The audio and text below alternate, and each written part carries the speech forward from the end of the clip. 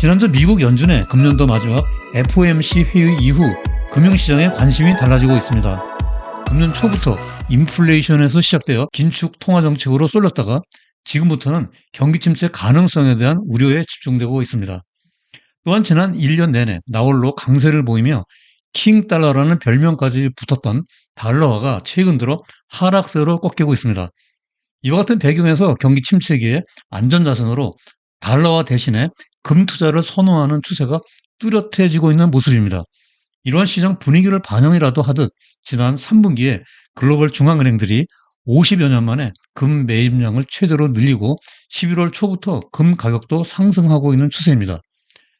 따라서 오늘 포커스 네트워크는 금 가격의 변동 요인을 짚어보고 향후 금 가격의 방향성을 전망해 본 다음 금 투자 방법에 대해 구체적으로 살펴보도록 하겠습니다.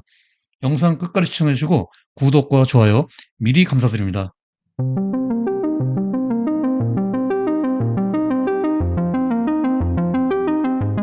안녕하세요. 포커스 경제톡의 우보 박사입니다. 오늘은 먼저 경제학의 아버지 아담 스미스의 이야기로부터 시작해 보도록 하겠습니다. 여기 그의 저서 국부론의 사용 가치와 교환 가치라는 용어가 나오는데요. 우리가 매일 마시는 물은 사용 가치가 매우 높으나 교환 가치는 별로 없죠. 반면에 다이아몬드나 금 같은 보석은 그 반대입니다. 사용 가치는 물보다 훨씬 적으나 교환 가치는 매우 높습니다. 이를 경제학 용어로 가치의 역설이라고 합니다. 스미스는 보석의 수요는 아름다움에서 나오며 가치는 희소성으로 높아진다고 했습니다. 그렇습니다. 금은 매우 희소한 보석입니다. 한편 오른쪽 차트를 보면 전 세계 금의 총 매장량은 약 25만 5천 톤밖에 안 되는데 이미 이 중에서 79%는 채굴이 되고 잔여 매장량은 21%밖에 남아있지 않습니다.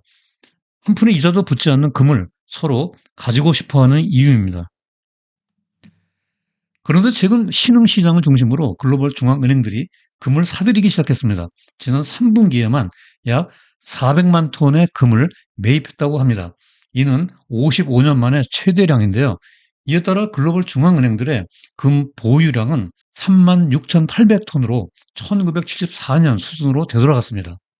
그 당시는 베트남 전쟁의 장기화와 인플레이션으로 금의 수요가 가장 많았던 때라고 할 수 있죠.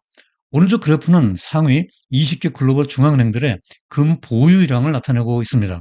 미국이 8,133톤이고 독일, IMF, 이탈리아가 그 뒤를 잇고 있습니다. 한국은행의 금 보유량은 약 104톤으로 세계 35위에 해당합니다. 다음으로 금 가격의 변동 추이에 대해서 알아보겠습니다. 먼저 과거 50년간의 역사적 추이입니다. 70년대 초까지 금값은 1온스당 35달러에 고정돼 있었습니다. 이것을 브레튼 우즈 체제라고 합니다. 달러만 들고 있으면 금과 바꿀 수 있고 환율은 달러화에 고정되어 있었습니다. 그러나 1971년 닉슨이 금태환 정지 선언을 한 이후 모든 것이 달라졌습니다. 금값과 환율은 시장에서 자유롭게 변동하기 시작했습니다. 금값의 역사적 고점은 2020년 7월에 기록한 온스당 2011달러였습니다. 오른쪽 그래프는 최근 6개월 동안 변동 추이입니다. 9월 하순까지 하락 후 소폭 상승했다 11월 초 다시 바닥을 찍고 상승세로 반전되었습니다. 이제부터 본론에 들어가 보겠습니다. 우선 금 가격의 결정 요인에 대해서 살펴보겠습니다. 여기 뽀순이가 묻습니다. 요즘 금값이 오른다는데 도대체 금 가격은 어떻게 결정되는 거야? 뽀시기가 대답합니다. 그것을 알려면 먼저 금이 어떤 자산인지 그리고 보유 효과가 무엇인지 살펴봐야 해. 그렇습니다. 먼저 전통적인 세 가지 금 가격 결정 요인입니다. 즉 안전 자산으로서 금을 가지고 있으면 위험으로부터 가치를 지켜줍니다. 이것을 해지 효과라고 하지요. 달러가 떨어질 때, 실질 금리가 하락할 때, 주식시장이 침체에 빠질 때 금을 사서 보유하고 있으면 위험에 대한 해지 효과를 담보할 수 있습니다. 다음으로 2000년대 후반부터 부상하기 시작한 두 가지 신규 결정 요인입니다. 금을 주식처럼 금융자산으로 보유하면 대체 투자 자산이 됩니다. 예를 들어 금 가격을 기초로 하는 상장지수펀드 ETF를 포트폴리오의 일부를 편입하여 분산 투자하면 자산 배분 효과가 발생합니다. 중앙은행도 금 매입량을 조절하여 대외 금융자산의 배분을 다변화할 수 있습니다. 그러면 위에서 5가지 금 가격 결정 요인을 하나씩 구체적으로 살펴보겠습니다. 먼저 금 가격과 달러 가치의 변동 추이입니다. 여기 청색 선이 금 가격, 적색 선이 달러 가치를 나타내는 실질 실효 환율입니다. 이 그래프에서 두 변수가 반대 방향으로 움직이는 역의 상관관계를 확인할 수 있습니다. 즉 달러가 강세이면 금 가격이 떨어지고 약세이면 금 가격이 올라갑니다. 이때 금은 안전 자산으로서 달러의 약세를 방어해 줍니다. 다음으로 금 가격과 실질 금리의 변동 추이입니다. 여기 주황색 선이 금 가격, 청색 선이 실질 금리입니다. 이론적으로 실질 금리란 명목 금리에서 기대 인플레이션율을 뺀 값입니다. 이 그래프에서도 두 변수가 반대 방향으로 움직이는 역의 상관관계를 발견할 수 있습니다. 금 가격에 대한 명목 금리와 기대 인플레이션의 영향을 동시에 반영해주고 있으므로 매우 유용합니다. 예를 들어 명목 금리가 기대 인플레이션보다 높아져 실질 금리가 올라가면 은행에 예금하러 달려가겠죠. 반대로 기대 인플레이션이 높아져 실질 금리가 떨어지면 예금보다 금이 매력적입니다. 다음으로 금 가격과 주식시장의 변동 추이입니다. 여기 주황색 선이 금 가격, 청색 선이 다우존스 주가 지수를 나타내고 있습니다. 일반적으로 금 가격과 다우 지수가 반대 방향으로 움직이는 역의 상관관계를 확인해주고 있습니다. 일부 구간에서는 두 변수가 같은 방향으로 움직이는 동조화 현상도 나타나고 있습니다. 그러나 여기 회색 막대로 표시된 경기 침체 구간 전후로는 더 강한 역의 상관관계를 보여주고 있습니다. 경기 침체가 오면 주식시장은 대체로 약세장이 되기 때문입니다. 다음으로 금 가격과 금 ETF의 변동 추이입니다. 여기 청색 선이 금 가격, 자주색 선이 GLD를 나타내고 있습니다. GLD는 금 현물 지수를 추종하는 ETF로서 2004년 뉴욕 증시에 상장되었습니다. 그 당시 투자용 금 수요가 급증한 것이 상장 배경입니다. 금 가격과 GLD는 같은 방향으로 움직이는 정의 상관관계를 가집니다. GLD 1주는 금 0.1온스를 보유한 것과 동일한 효과를 갖기 때문입니다. GLD는 금을 현물로 인수할 수 있고 거래 비용도 비교적 저렴해 금에 대한 자산 배분을 위한 대체 투자 수단으로 유용하게 활용되고 있습니다. 다만 한국에서 투자할 때는 환 위험에 노출되고 매매 차익에 대해 22%의 양도세가 적용됩니다. 뒤에서 이에 대한 자세한 설명이 뒤따를 예정입니다. 다음으로 금 가격과 글로벌 중앙은행들의 금 매입과의 관계입니다. 왼쪽 그래프에서 보듯이 최근 3년간 러시아, 튀르키예, 인도 등 신흥시장 중앙은행들의 금 매입량이 크게 증가했습니다. 오른쪽 그래프에서 적색선은 금 가격, 청색선은 신흥국 중앙은행들의 금 보유량을 나타내주고 있습니다. 두 변수가 같은 방향으로 움직이는 정의 상관관계를 보여주고 있습니다. 따라서 글로벌 중앙은행들의 금 매입은 금 가격 상승에 의미 있는 영향을 미친다고 볼 수 있습니다. 다만 데이터가 최근까지 업데이트 안 되어 아쉬움이 있습니다.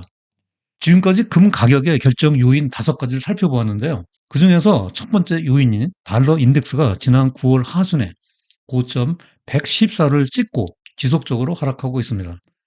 반면에 유로, 영국, 캐나다 등 다른 주요국 통화 가치는 반등세로 전환되었습니다. 우리나라 원달러 환율도 1,400원대를 훌쩍 넘었다가 안정세를 되찾아가고 있고요. 한때 달러당 150엔을 넘었던 엔화도 마찬가지입니다. 여기서 보듯이 키잉 달러의 우세가 현저하게 한풀을 꺾이고 있는 모습입니다. 더군다나 오른쪽 그래프를 보면 달러화는 실질 실효 환율 기준으로 34%나 고평가되어 있습니다. 반면에 우리나라 원화는 3.5% 저평가되어 있고요. 따라서 중장기적으로 원달러 환율은 하락 압력을 받을 전망입니다. 환율의 정확한 예측은 그 무엇보다도 어렵고 시점이 언제일지는 몰라도 1250원 밑으로 하락할 것으로 예상됩니다. 이상에서 살펴본 금 가격의 5가지 결정 요인 분석 내용을 여기 아래 표로 정리해 보겠습니다. 해지 효과를 가져다주는 안전 자산으로서 금 가격 결정 요인에는 달러 가치, 실질금리, 주식시장의 주가가 있다고 했지요. 앞으로 고평가된 달러는 하락세, 금리 인상 속도 조절로 실질금리도 하락세, 경기 침체 가능성으로 주식시장도 하락세가 예상됩니다. 또한 자산 배분 효과를 발생시키는 대체 투자 자산으로서 금 가격의 결정 요인 중의 하나인 금 ETF는 금 투자 수요 증가로 상승세, 글로벌 중앙은행들의 금 매입도 증가할 것으로 보입니다. 따라서 5개 결정 요인의 이러한 방향성으로 볼 때 향후 금 가격은 전반적으로 상승세를 보일 것으로 전망됩니다. 다만 두 가지 전제가 있는데요. 하나는 다른 조건들이 모두 동일하다는 가정입니다. 또 하나는 과거의 데이터가 미래에 반복되지 않는다는 당연한 가정입니다. 여기 뽀순이가 또 묻습니다. 그러면 금 투자는 어떠한 방법으로 하니? 뽀시기가 대답합니다. 여러 가지가 있겠지만 금 투자하는 방법에는 크게 두 가지가 있어. 그렇습니다. 골드바를 살 수도 있고 은행 가서 금 통장을 개설할 수도 있지만 금 투자는 한국 거래소를 통하거나 금 ETF에 투자하는 것이 일반적입니다. 먼저 증권사에서 금 실물 계좌를 개설하고 한국 거래소를 통해 주식처럼 거래할 수 있습니다. 1g 단위로 소액 투자가 가능하고 양도 배당, 이자 소득세가 면제되는 장점이 있습니다. 다만 금 ETF에 투자하는 방법이 있습니다. 미국의 ETF인 GLD와 IAU의 금 현물 상품에 달러로 투자할 수 있습니다. 이 경우 운영 보수는 비교적 저렴하나 환차손이 발생할 수 있고 250만 원 이상 양도 차익에 대해 22%의 세금이 부과됩니다. 국내 금 ETF를 통해서도 원화로 미국의 금 선물에 투자할 수 있습니다. 환차손은 없으나 15.4%의 배당 소득세가 발생합니다. 어떠한 금 투자 방법을 택하든 자산 규모, 수수료, 세금, 환평가손 등을 종합적으로 고려하여 결정하여야 합니다. 이 자료는 종목 추천이나 매매 시점에 대한 정보가 아니므로 참고용으로 활용해 주시기 바랍니다. 자, 오늘 영상에서 다룬 주요 내용 그리고 킹달러 우위세 약화와 금 가격 결정 요인 분석에 의한 향후 방향성 전망과 유의사항을 포커스 포인트로 정리해 보겠습니다. 첫째, 금은 자산으로서 두 가지 속성을 가지고 있다. 즉, 전통적 구분으로 위험 해지를 위한 안전 자산과 신규 구분으로 자산 배분을 위한 대체 투자 수단으로 대별할 수 있다. 둘째, 5가지 금 가격 변동 요인을 분석한 결과에 따르면 달러 가치, 실질 금리, 주가 등은 금 가격과 반대 방향으로 움직인다. 반면에 대체 투자 자산 측면에서 금 ETF와 중앙은행의 금 매입은 같은 방향으로 움직인다. 셋째, 향후 방향성과 투자 방법을 정리해보면 킹달러 우위세 약화, 금리 인상 속도 조절로 실질금리 하향세, 경기 침체 가능성 등으로 인한 주식시장의 약세, 대체 투자 수요 증가 등이 향후 금 가격 상승 요인으로 작용할 것으로 전망된다. 마지막으로 금이 언제나 안전 자산이 아니라 가격 변동성이 큰 위험 자산이라는 점에 각별히 유의해야 합니다. 여기 블로그 오후에 경제나무 링크에 들어가면 영상의 전체 방송 대본을 읽어볼 수 있으니 많이 활용해 주시기 바라고요. 포커스 그루톡은 돈과 힘이 되는 경제나무를 키우며 우리가 함께 성장하고 우리 모두가 행복한 세상을 향해 우보말리를 걸어갑니다. 다음에도 더 유익하고 재밌는 영상으로 또다시 찾아뵙겠습니다. 끝까지 시청해 주셔서 대단히 감사합니다.